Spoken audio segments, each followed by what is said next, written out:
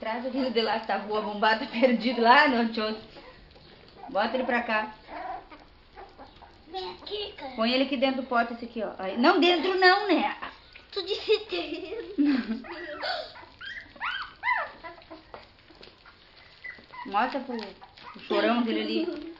Olha, tu tá com a tua roupa em cima da comida, Maria Luísa, olha. Ele já se ajeitou aí, ó. Olha que desespero isso aqui. Mãe, olha esse daqui, olha. Olha, mãe.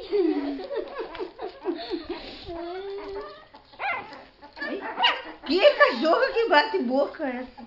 Mãe, cadê o mais bravinho? Ela tá aqui, ó, loqueando, batendo, aquando, gozando. Mãe, olha lá, ele. Traz ela. Cachorrinha.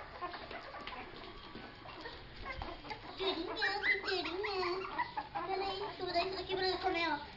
Cachorrinho, come. Aqui, ó, Isso é muito duro pra ele.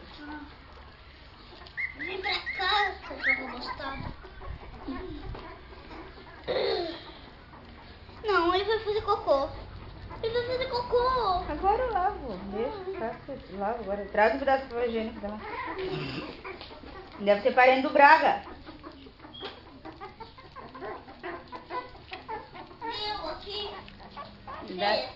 Isso. Segura a câmera, fica filmando ele.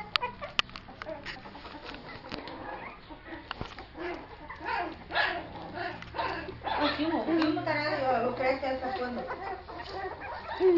Vai lá, João. Cachorro bombado aqui, ó.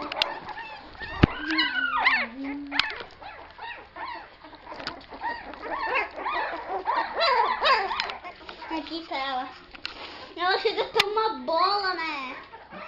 Olha onde é que vai o outro. Aqui, abustada, aqui. Onde é que vai, João?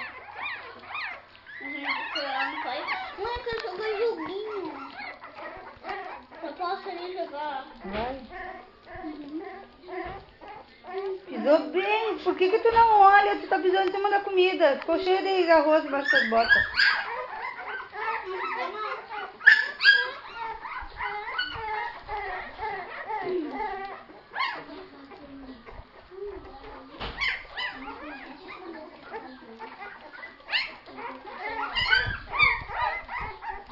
Olha, vem lá de trás da porta.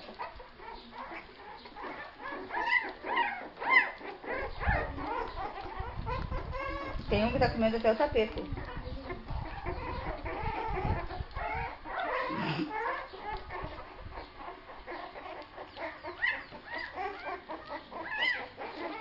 Tá com a comida lá.